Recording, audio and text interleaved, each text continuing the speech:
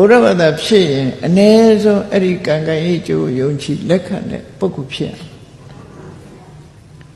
ကံကံဤကျိုးယုံကြည်လက်ခံတဲ့ပုဂ္ဂိုလ်မှရှေ့ကိုဆက်သွားလို့ရ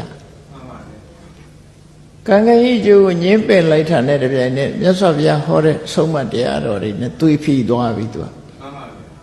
နော်သွေးဖီသွားပြီကဲစဉ်းစားကြည့်အောင်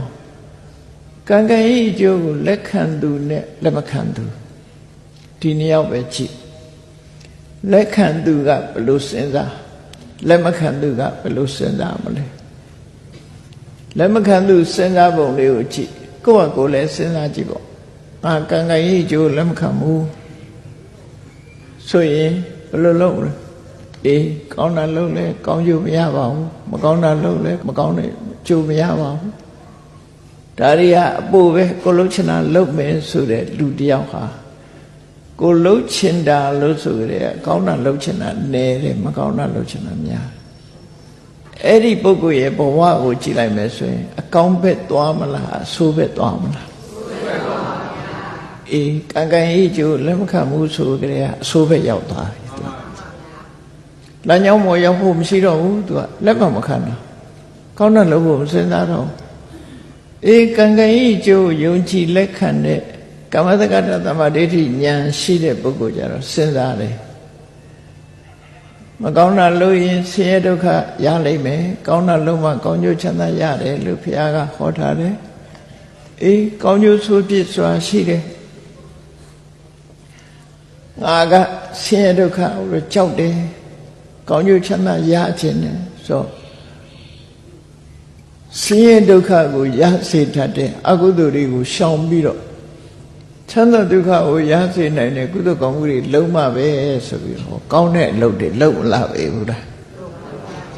တော့ဘုရားဗတဝင်သူတော်စင်တွေစဉ်းစားကြည့်ကုသိုလ်ကောင်းမှုတွေလုံးနေကြတာအ ਨੇ ဆုံးနောက်မောချမ်းသာဖို့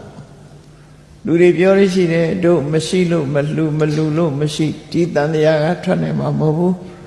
ရှိတာလေးတော့လှူမှပဲဆိုတဲ့အတွေးလေးတွေဝင်လာကုသိုလ်ကောင်းမှုတော့လုပ်မှပဲကုသိုလ်ကောင်းမှုမလုပ်ရင်တန်တရားမှာလူဘဝနှိမ့်ချသွားလိမ့်မယ်ကုသိုလ်တော့လုပ်မှပဲဒါယုံကြည်တာပဲလေ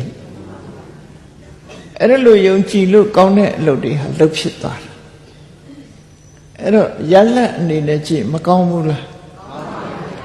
လမ်းကြောင်းပွင့်သွားတယ်လို့ပြောအဲ့ဒါလိုမဟုတ်ဘဲနဲ့ငါတို့ဟာဘုရားသခင်ကဖန်ဆင်းလို့ဘုရားသခင်ရဲ့အလိုတော်ချပဲလို့ဆိုတဲ့ပုဂ္ဂိုလ်ဟာလည်းပဲကောင်းတာလုပ်ဖို့စဉ်းစားမှမဟုတ်တော့ဘူးနော်ဘာဖြစ်လို့တော့ဆိုရင်သူ့ကိုဆုံးဖြတ်ပေးနေတာကိုလုပ်တဲ့အလုပ်ကဆုံးဖြတ်ပေးတာမဟုတ်ဘဲနဲ့ဘုရားသခင်ကအဆုံးဖြတ်ပေးတာဘုရားသခင်ကိုပဲထိုင်ရှိခိုးနေဖို့ဆုတောင်းနေဖို့ blessing ပေးပါလို့ဒါပဲရှိတော့မှာပေါ့နော်ကိုယ်ကိုယ်တိုင်လှုပ်တဲ့လှုပ်ထိုက်တာကိုမလှုပ်ကြတော့အဲ့တော့ဒါကြောင့်မို့လို့ဘုရားဘာသာဖြစ်ဖို့ရာကံကံဤကျိုးလက်ခံသိမြင်တဲ့ကမ္မတက္ကတာသမ္မာဒိဋ္ဌိဉာဏ်ရှိရမယ်လို့ပြောအဲ့ဒါမရှိရင်လူတော်လူကောင်းကိုမဖြစ်နိုင်ဘူးနော်ကံကံဤကျိုးယုံကြည်လက်ခံမှလူတော်လူကောင်းဖြစ်တယ်လို့သူတို့မှတ်သားကြ